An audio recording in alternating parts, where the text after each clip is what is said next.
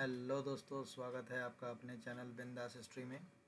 मैं हाजिर हूँ फिर से एक नई श्रृंखला लेकर। जैसा कि मैंने आप लोगों से प्रॉमिस किया था कि मैं दिसंबर और जून के लिए आप लोगों के यूजीसी नेट की तैयारी कराने वाला हूँ, जिसमें मैं आपको यूजीसी नेट के सिलेबस वाइज जितने 10 यूनिट्स हैं, यूनिट वाइज और 2D पॉइंट सिलेबस के हिसाब से जो जो टॉपिक्स हैं जो इम्पोर्टेंट हैं उसकी मैं तैयारी कराऊंगा। उसकी मैं कक्षाएं आयोजित करने वाला हूं। इसी क्रम में हमारी आज की पहली श्रृंखला है प्राचीन भारतीय इतिहास के पुरातात्विक स्रोत। ठीक है, sources of ancient Indian history. तो आइए इस क्रम में हम आगे बढ़ते हैं और इसकी एक कंप्लीट श्रृंखला चलेगी। यदि आपने अभी तक तैयारी शुरू नहीं की है तो आप हमारे चैनल के साथ जुड़ सकते हैं, इसे सब्सक्राइब कर लें।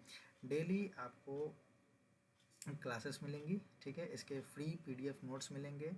टेलीग्राम पर लिंक दिया रहेगा डिस्क्रिप्शन में, आप उससे भी जुड़ सकते हैं। ये इसकी तमाम नोट्स वहाँ प्रोवाइड कराई जाएगी।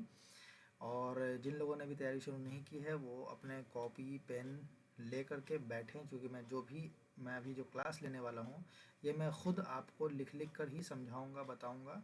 तो आप भी नोट्स बनाते हुए ही चलें। ठीक है, तो आइए शुरू करते हैं प्राचीन भारतीय इतिहास के स्रोत में आज हम लोग पढ़ने वाले हैं पुरातात्विक स्रोत।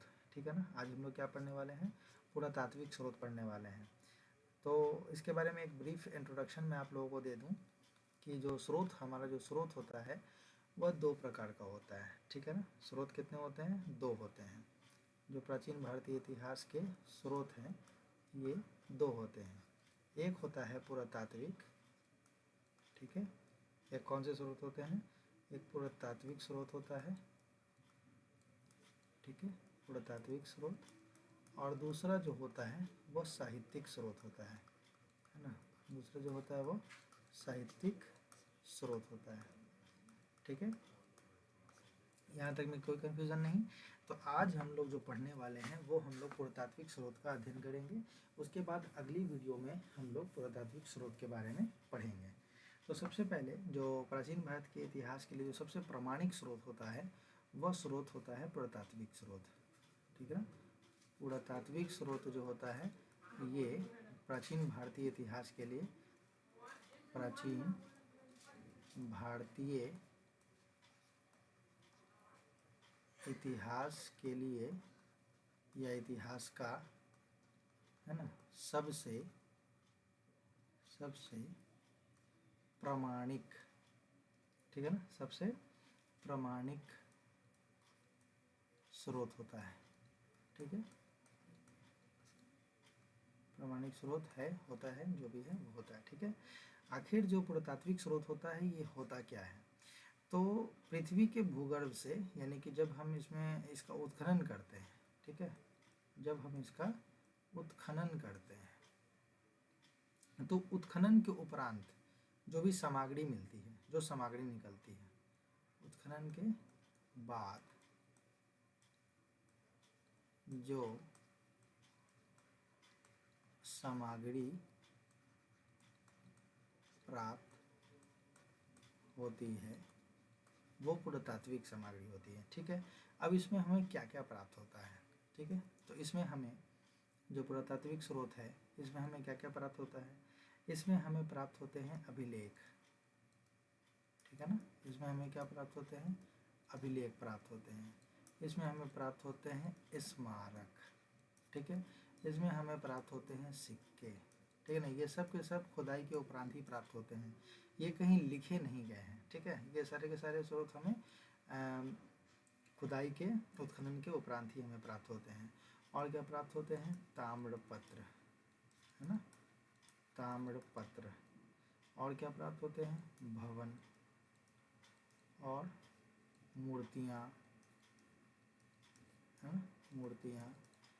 ये सारी चीज़ें जो हैं उत्खनन से प्राप्त होती हैं। और भी कुछ नाम ले सकते हैं हम लोग, भित्ति चित्रकारी। ठीक है, ये भित्ति चित्र, ये भी हमें उत्खनन से ही प्राप्त होते हैं।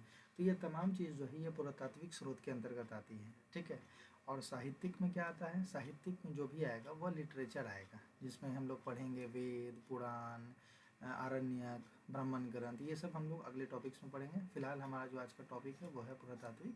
तो हम लोग पुरातात्विक पर ही फोकस करेंगे। ठीक है, अब हम लोग आते हैं आगे। देखिए, जो पुरातात्विक उत्खनन होता है, जो पुरातात्विक उत्खनन होता है, ये दो प्रकार से होता है। ठीक है ना, ये कितने प्रकार से होता है? दो प्रकार से होता है। एक होता है लंबवत, एक होता है लंबवत, और दूसरा होता है क्षैतिज। ठीक है, एक हो गया लंबवत और दूसरा हो गया क्षैतिज। तो लंबवत उत्खनन किस चीज़ में होता है? यहाँ पर पूरा लिख देता हूँ, उत्खनन, कंफ्यूजन नहीं हो, है ना। लंबवत उत्खनन और क्षैतिज उत्खनन। ठीक है, तो लंबवत उत्खनन किस चीज़ में होता है? तो लंबवत उत्खनन किसी संस्कृति का काल मापन के लिए किया जाता है। किसी संस्कृति के काल मापन में होता है। ठीक है, तो लंबवत उत्खनन किस चीज़ में होता है? किसी भी संस्कृति के काल मापन में होता है। ठीक है, अब हम लोग आते हैं क्षैतिज उत्खनन में। क्षैतिज उत्खनन का उपयोग किस चीज़ में होता है? यह किसी भी सभ्यता या संस्कृति के, है ना, किसी भी सभ्यता या संस्कृति के संपूर्ण, ठीक है ना, संपूर्ण स्वरूप, ठीक है, संपूर्ण स्वरूप को उजागर करता है। तो अब अगर सवाल आपसे पूछा जाए कि वो पुरातात्विक स्रोत के जो उत्खनन होते हैं वो कितने प्रकार से होते हैं? एक लंबवत होता है, दूसरा क्षैतिज होता है। लंबवत में क्या होता है? किसी संस्कृति के काल का मापन किया जाता है। वहीं क्षैतिज उत्खनन में क्या करते हैं? किसी संस्कृति के संपूर्ण स्वरूप का, है ना, संपूर्ण स्वरूप को उजागर किया जाता है। ठीक है, चलिए अब हम लोग चलते हैं आगे इसी से जुड़े और कुछ इम्पोर्टेंट चीज़ों की जानकारी के लिए। यहाँ एक चीज़ मैं लिखना चाहूँगा कि एक होते हैं भारतीय, इसे नोट करके आप लोग लिख लीजिएगा, भारतीय पुरातत्व सर्वेक्षण विभाग, है ना। इसकी स्थापना किसने की थी? इसकी स्थापना की थी अलेक्जेंडर कनिंघम ने। ठीक है, अलेक्जेंडर कनिंघम ने। ठीक है, और कब की थी? ये की थी 1861 में, और यही इसके पहले महानिदेशक बने थे। पहले महानिदेशक भी यही बने थे। ठीक है ना, और अलेक्जेंडर कनिंघम को और भी एक नाम से जाना जाता है, इन्हें ही भारतीय पुरातत्व का जन्मदाता कहा जाता है। भारतीय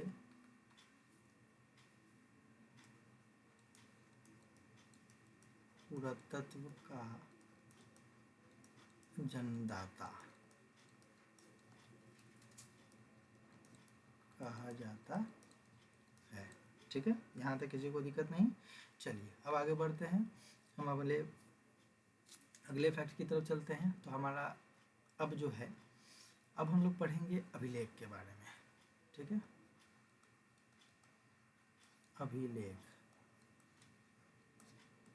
ठीक है, अभिलेख। तो जो अभिलेखों का अध्ययन होता है,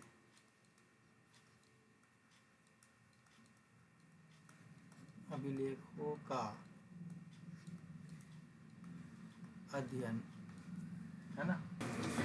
तो यहाँ आप देख सकते हैं कि अभिलेखों के अध्ययन को हम लोग कहते हैं पुरालेख शास्त्र, और अंग्रेजी में इसे कहते हैं एपिग्राफी। ठीक है ना, एपिग्राफी।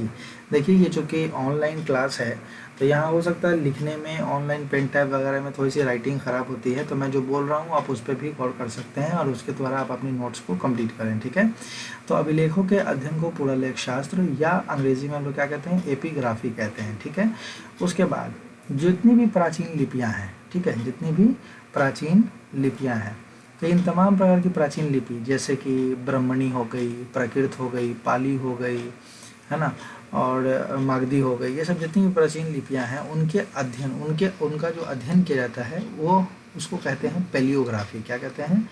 पैलियोग्राफी कहलाता है वो। ठीक है। उसके बाद अब हम लोग आगे चलते हैं। आगे ये है कि भारत में, ठीक है, भारत में अधिकतर अभिलेख शिलाओं, ठीक है ना, शिलाओं पर मिले हैं। और किस चीज़ पर मिले हैं? स्तंभों पर मिले हैं। ठीक है। गुहाओं पर मिले हैं, गुहाओं पर मिले हैं। ठीक है। दीवारों पर मिले हैं। ठीक है। प्रतिमाओं में मिले हैं। ठीक है। प्रतिमाओं में मिले हैं। ताम्रपत्रों पर मिले हैं, ताम्रपत्रों पर मिले हैं। ठीक है। और किस चीज़ पर मिला है? सिक्कों पर भी मिले हैं, है ना, सिक्कों पर भी मिले हैं। ठीक। उसके बाद जो सबसे पुराने अभिलेख मिले हैं वो हमें हड़प्पा में मिले हैं। सबसे पुराने अभिलेख जो हमें प्राप्त हुए हैं वो कहाँ से मिले हैं? वो हड़प्पा की मोहरों पर मिले हैं। हड़प्पा की मोहरों पर मिले हैं। ठीक है ना, हड़प्पा की मोहरों पर मिले हैं। अब आइए, अब हम लोग आगे चलते हैं। जो सबसे प्राचीन अभिलेख है, सबसे प्राचीन अभिलेख ये जो है ये एशिया माइनर का है। Asia minor. ठीक है। एशिया माइनर के बोगजकोई में,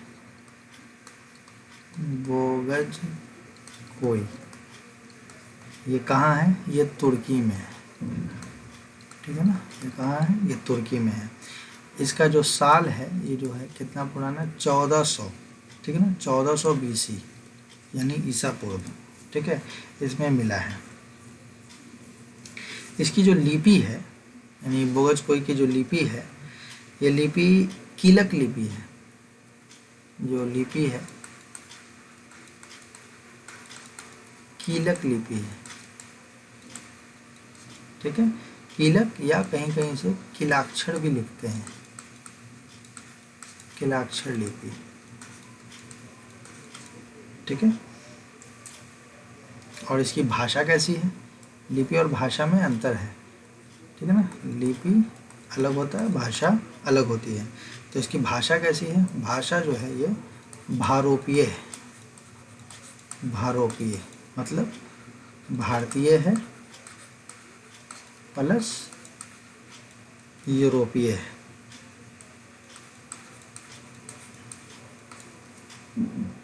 यहाँ तक क्लियर है? अब इस अभिलेख में है क्या? ये जो प्राचीन अभिलेख बोगजकोई में मिले, इसमें है क्या? तो इसमें जो है वैदिक देवता जो होते हैं हिंदू धर्म में, ठीक है, वैदिक देवता उनका उल्लेख है। वैदिक देवताओं का उल्लेख है। किन किन वैदिक देवताओं का उल्लेख है? ये आपको नेट में कई बार पूछा गया है। इंद्र का उल्लेख है, वरुण का उल्लेख है, मित्र का उल्लेख है और नासत्य का उल्लेख है ना? नासत्य को अश्वनी कुमार भी कहीं कहीं लिखा रहता है। अश्विनी कुमार। इन चारों देवताओं का उल्लेख है, ठीक है ना। और ये जो है ये है क्या, ये दो कह सकते हैं हितानी, हित्ती या हितानी, ठीक है, और मेतानी, हितानी और मेतानी, इनके राजाओं, ये दोनों जो राजा थे, है ना, मितानी राजाओं के बीच का संधि अभिलेख है, आओ के बीच का संधि अभिलेख या संधि पत्र भी कह सकते हैं, जिनमें क्या किया गया है, जिनमें इन्हीं चारों देवताओं को, है ना, जिनमें इन्हीं चारों देवताओं को साक्षी माना गया है, ठीक है ना। इस संधि अभिलेख में इन्हीं चारों देवताओं को क्या किया गया है, साक्षी माना गया है, ठीक है। चलिए आगे बढ़ते हैं, आइए चलते हैं नेक्स्ट शीट पर। तो हम लोग अब इसमें देखेंगे कि जो भारत में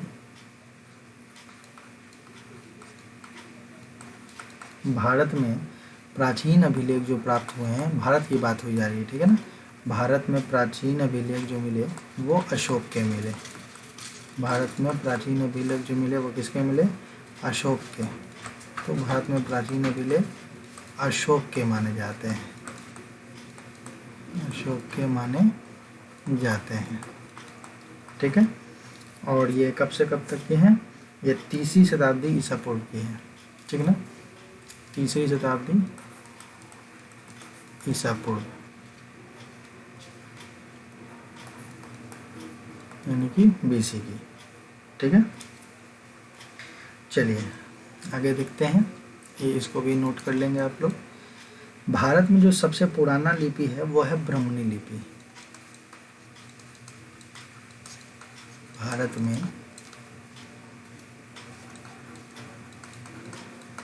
सबसे पुराना ब्राह्मणी लिपि है, ठीक है ना। तो ब्राह्मणी लिपि का जो अभिलेख है, ब्राह्मणी लिपि का जो अभिलेख है वो हमें कहाँ से मिला है, तो ब्राह्मणी लिपि का अभिलेख हमें मिला है उत्तर प्रदेश के, ठीक है ना। ब्राह्मणी लिपि का अभिलेख हमें कहाँ से मिला है, उत्तर प्रदेश, यानी कि UP के एक जगह है उसका नाम है पिपरहवा, ठीक है ना। कहाँ से मिला है, पिपरहवा से मिला है, ठीक है ना, पिपरहवा नामक स्थान से हमें मिला है, ठीक है। चलिए अब चलते हैं हम अपने आगे नेक्स्ट पॉइंट की तरफ। हमारा आज का नेक्स्ट है, नेक्स्ट में और क्या बता दूँ, हाँ, चंद्रगुप्त मौर्य के जो चंद्रगुप्त मौर्य का आपने नाम सुना होगा, चंद्रगुप्त मौर्य, ये मौर्य वंश के कौन थे, संस्थापक थे, है ना। तो UP में एक जगह है उसका नाम है सोहगोरा, ठीक है ना, क्या नाम है, सोहगोरा नाम है, ठीक है। तो सोहगोरा से एक ताम्रपत्र मिला है, क्या मिला है, ताम्रपत्र, ठीक है। तो यहाँ के जो ताम्रपत्र मिला, इसमें जो अभिलेख, वो जो है ताम्रपत्र में जो अभिलेख मिले वो अभिलेख जो है वो अशोक से भी पहले के हैं ऐसा माना जाता है, ठीक है। और ये जो अभिलेख मिले, भारत में सबसे अधिक अभिलेख कहाँ मिले, भारत में सबसे अधिक अभिलेख कहाँ मिले, तो भारत में जो सबसे अधिक अभिलेख मिले ये मिले मैसूर में, ठीक है ना। कहाँ मिले, मैसूर, मैसूर कहाँ है, कर्नाटक में, ठीक है, यहाँ मिले, ठीक है। चलिए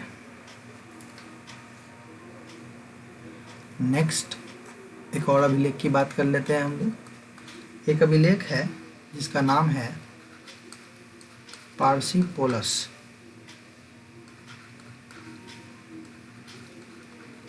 ठीक है ना। और एक अभिलेख और है, उसका नाम है नश्क रुस्तम, नश्क ए रुस्तम, ठीक है। और बेहुस्तीन, और एक अभिलेख है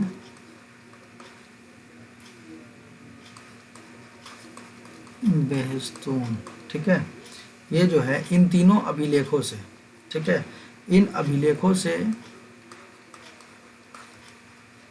इन अभिलेखों से यह पता चलता है, यह पता चलता है कि दारा प्रथम, ठीक ना, दारा प्रथम जिसे इंग्लिश में क्या लिखा जाता है, डेरियस, ठीक है। डेरियस फर्स्ट ने क्या किया था, सिंधु नदी पर अधिकार कर लिया था,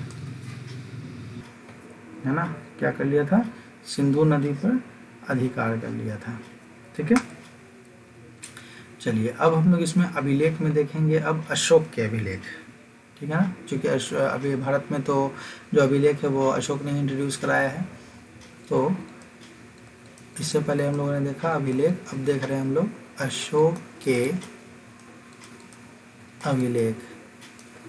एक बात मैं आप लोगों को और बता दूं, आप लोगों को लग रहा होगा कि हम लोग सिर्फ उसमें लिखे जा रहे, ये ऐसा नहीं है। ये आप इसके 4-5 वीडियोस पहले आप क्लास अटेंड कर लें, उसके बाद आपको मालूम पड़ेगा, प्रीवियस ईयर क्वेश्चन आप देख लें, उसे सॉल्व करें, तब आपको ये मालूम पड़ेगा कि ये मैं जो पढ़ा रहा हूँ ये बिल्कुल यूजीसी नेट के सिलेबस के अकॉर्डिंग है, 2D पॉइंट है, 2D सिलेबस है। क्या नहीं पढ़ने से बहुत ज़रूरी है, क्या क्या पढ़ लेना है, ठीक है, बस। और बहुत सारे फालतू चीज़ों को छाट करके, जिससे अभी जो सिलेबस एग्ज़ाम ओरिएंटेड है, मैं उसको ध्यान में रखते हुए और सवाल को ध्यान में रखते हुए ही मैं आपकी क्लास ले रहा हूँ, ठीक है। तो आप लोग बिल्कुल ही टेंशन ना लें, बस इसके नोट्स बनाते जाएं, रिवाइज़ करें, ठीक है। PDF भी मैं शेयर करूँगा, डिस्क्रिप्शन में टेलीग्राम का लिंक दिया हुआ है। तो क्लास थोड़ी लंबी है, लेकिन ये आप लोग के लिए ही बेनिफिट है, इसलिए कि मैं भले ही थोड़ी लंबी क्लास लूँगा, उसे आप स्पीड करके देख सकते हैं, ये आप लोगों को मालूम है, लेकिन इसका बेनिफिट ये होगा कि कम समय में आपके पास ज़्यादा मटेरियल, ज़्यादा रिवीजन हो सकेगा और एक अच्छी तैयारी हो सकेगी। यदि आप चाहते हैं कि आप अपनी तैयारी को एक बेहतर दिशा दें तो आप दे सकते हैं, लेकिन मैं जो पढ़ा रहा हूँ, जो लिखा रहा हूँ, उसे अपनी कॉपी में नोट्स ज़रूर बनाएं, ठीक है, नोट्स ज़रूर बनाएं।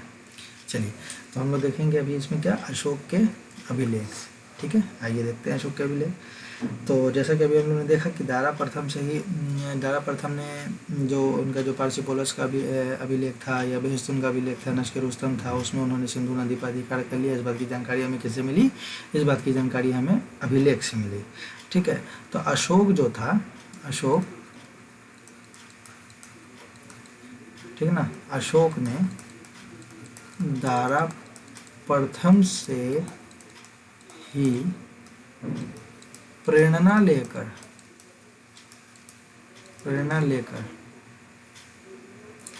अपने अभिलेख जारी करवाए,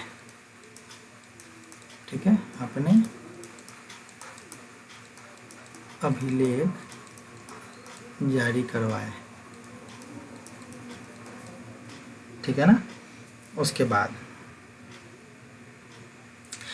कई बार सवाल आता है कि अशोक का नाम अशोक कहाँ मिलता है, ठीक है ना, अशोक का नाम अशोक कहाँ मिलता है। तो कर्नाटक में एक जगह है मास्की, ठीक है, कहाँ है, मास्की। दूसरा एक जगह है गुजर्रा, दूसरा जगह क्या है, गुजर्रा, ठीक है। तीसरा है बेल्लाड़ी, ठीक है, तीसरा क्या है, बेल्लाड़ी, बेल्लाड़ी भी कर्नाटक में है, ठीक है। उसके बाद है निट्ठूर, ठीक ना, इसके बाद क्या है, निट्ठूर, मैं लिख देता हूँ,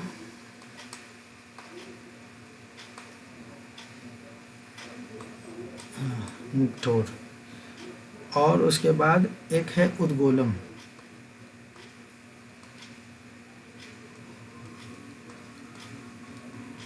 इन सभी जगह पर या इन सभी अभिलेखों में, ठीक ना, ये सब अभिलेख हैं, तो इन सभी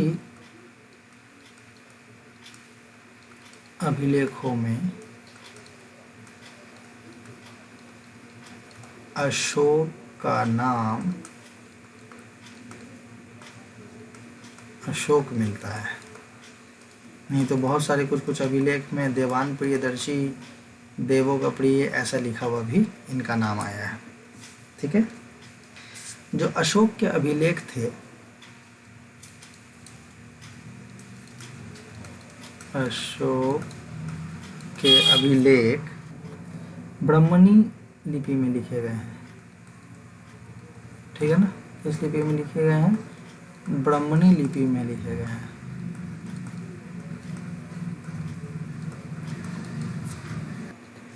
ठीक है, परंतु परंतु परंतु अशोक के अभिलेख तो ब्राह्मणी लिपि में लिखे गए हैं, परंतु एक बात और है, पश्चिमोत्तर भारत में, पश्चिमोत्तर भारत में जो अशोक के अभिलेख मिले, अशोक के अभिलेख ये खरोष्टी भाषा, खरोष्टी लिपि में लिखे गए हैं। खरोष्टी लिपि में लिखे गए हैं। अब ये खरोष्टी लिपि में लिखे गए हैं, तो खरोष्टी लिपि में किस अभिलेख में लिखे गए हैं? तो खरोष्टी लिपि में यहाँ जो अभिलेख है वो एक अभिलेख है, जो अभिलेख है वो है मानसेहरा अभिलेख, और दूसरा है शहबाजगढ़ी, शहबाजगढ़ी अभिलेख। इन दोनों में जो अभिलेख मिले वो हमें खरोष्टी लिपि में देखे गए हैं। ठीक है, चलिए अब हम लोग आगे चलते हैं। अफगानिस्तान के पास एक जगह है, जिस जगह का नाम है कांधार। क्या नाम है? कांधार। कहाँ है? अफगानिस्तान में।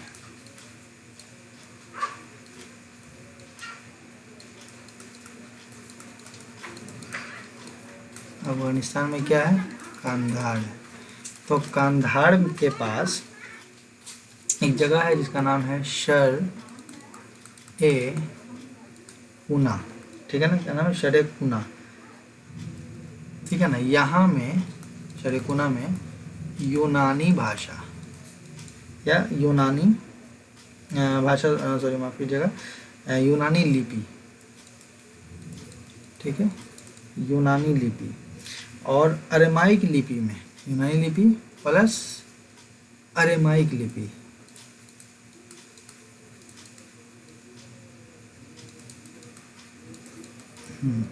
अरेमाइक लिपि, दो लिपि में लिखा गया।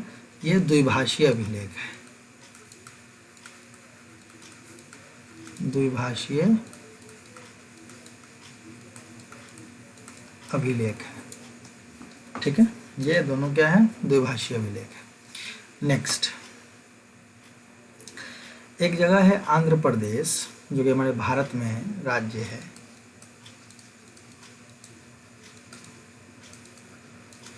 आंध्र प्रदेश में एक जगह है जिसका नाम है कर्नूल। कर्नूल, ठीक है ना। तो कर्नूल में एक अभिलेख मिला, उस अभिलेख का नाम है एरागुडी की अभिलेख। एरागुडी अभिलेख, ठीक है। इसमें क्या किया गया है? यहाँ जो लिपि मिली है, यहाँ इस बात को हम ध्यान से समझिएगा, यहाँ जो एरागुडी अभिलेख में मिला, यहाँ खरोष्टी प्लस ब्राह्मणी, खरोष्टी प्लस ब्राह्मणी लिपि में, ठीक है, ब्राह्मणी लिपि में अभिलेख प्राप्त हुआ है, प्राप्त हुआ है, ठीक है। अब यहाँ तो ये यहाँ क्या था? यहाँ यूनानी और अरामाइक लिपि में दुभाषी अभिलेख मिला था, लेकिन आंध्र प्रदेश में जो भारत, वो हम विदेश में है, ठीक है ना, ये कहाँ अफगानिस्तान में प्राप्त हुआ है। लेकिन अपने देश में बात हो, आंध्र प्रदेश के कर्नूल में प्राप्त हुआ है, एराकुडी में, जिसमें खरोष्टी और ब्राह्मणी का एक साथ सम्मिश्रण देखने को मिलता है। ये अभिलेख हमें प्राप्त हुआ है, ठीक है। इसी अभिलेख को ध्यान से समझिएगा, ध्यान से सुनिएगा, इन्हीं दोनों के अभिलेख को वेस्ट्रोफिदेन कहा गया है, ठीक है ना। क्या कहा गया है एक साथ? वेस्ट्रोफिडेन,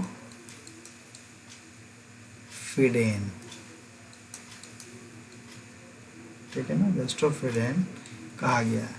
अब ये मैं आपको बता रहा हूँ कि ये यूजीसी में ये डायरेक्ट सवाल डायरेक्ट पूछ लिया गया कि वेस्ट्रोफिदेन क्या है।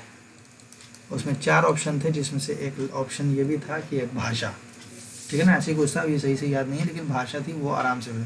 तो ये देखिए, आपको पुरातात्विक स्रोत से ही सवाल कहाँ से यूजीसी ने उठाया और पूछ लिया, ठीक है।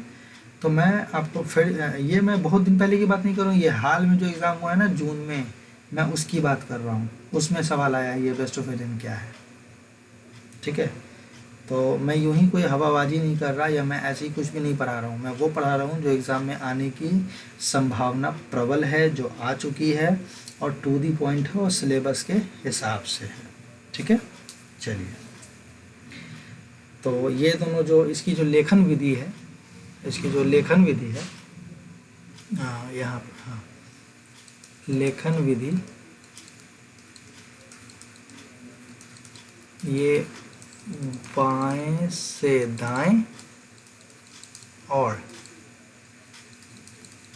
दाएं से बाएं लिखी जाती है, ठीक है ना।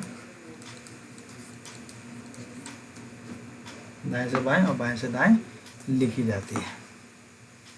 यहाँ मिटा के सही कर देता हूँ।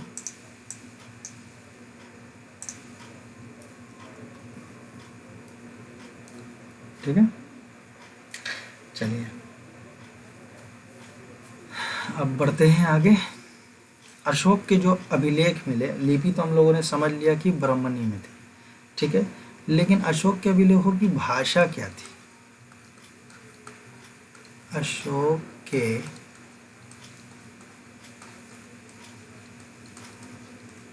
अभिलेखों की भाषा क्या थी? इनकी जो भाषा थी वह थी प्राकृत। इनकी भाषा क्या थी? प्राकृत थी। और यही फिर एक सवाल, ये मैंने आपको ऊपर पूछा है कि ये जो पुरानी भाषाएं होती हैं, प्राचीन काल की जो भाषा होती है, प्राकृत होती है, ब्राह्मणी होती है, खरोष्टी होती है, अरामाइक होती है, और भी प्राकृत होती है, पाली होती है, तो ये सब का जो अध्ययन होता है वो पैलियोग्राफी होता है, जो कि मैंने ऊपर में पढ़ाया है, ठीक है। तो अशोक के जो अभिलेख हैं, अशोक के अभिलेख, ठीक है, इनको सबसे पहले 1750 में, ठीक है ना, टी फैंथलर ने खोजा था। किसने खोजा था? टी फैंथलर ने, टी फैंथलर ने खोज की थी, ठीक है। लेकिन पढ़ने में सफलता किसे मिली? पढ़ने में सफलता मिली 1837 में। किसको मिली? जेम्स प्रिंसेप को। जेम्स प्रिंसेप को पढ़ने में सफलता मिली इनके अभिलेखों को,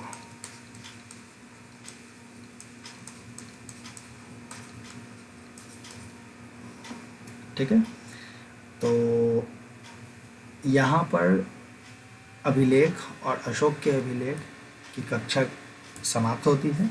पुरातात्विक स्रोत जो है वो एक बैठक में या एक क्लास में नहीं कवर होने की चीज़ है। पुरातात्विक स्रोत कम से कम 2 क्लास में जाएगा। उसके बाद फिर हम लोग साहित्यिक स्रोत शुरू करेंगे, वो भी कम से कम 2 क्लास या 3 क्लास में जाएगा, क्योंकि उसमें हम लोगों को पढ़ना है बौद्ध का है, जैन का है, वेद है, पुराण है, आरण्यक है, उपनिषद है, इन तमाम चीज़ों का अध्ययन करना है। तब कहीं जाकर के आपका इतिहास का स्रोत चैप्टर, स्रोत यूनिट जो कि यूजीसी नेट के सिलेबस में वो कंप्लीट होगा। फिर उसके बाद उसके आगे की जो चैप्टर है उस पर हम लोग विशेष अध्ययन करेंगे। ठीक है, तो आज की क्लास कैसी लगी? यदि हमारे यूट्यूब की फैमिली सब्सक्राइबर के रूप में बढ़ती है तो मैं इस क्लास को कंटिन्यू रखूँगा, और यदि आप लोगों को ये क्लास पसंद नहीं आई तो कोई बात नहीं, मैं अपने उन्हीं सब्सक्राइबर के लिए क्लास जारी रखूँगा। लेकिन यदि आप लोग इस चैनल के फैमिली से जुड़ते हैं तो निश्चित रूप से ये मेरे लिए भी एक मोटिवेशन, एक प्रेरणा मिलेगी, ताकि मैं आप लोगों को और अच्छी तरह से पढ़ा सकूं। आपकी कामयाबी में, आपको सफलता दिलाने में मैं एक माध्यम बन सकूं। ठीक है, हम मिलते हैं नेक्स्ट क्लास में। तब तक के लिए अपना ध्यान रखें, आस पास सफाई रखें। थैंक यू, धन्यवाद।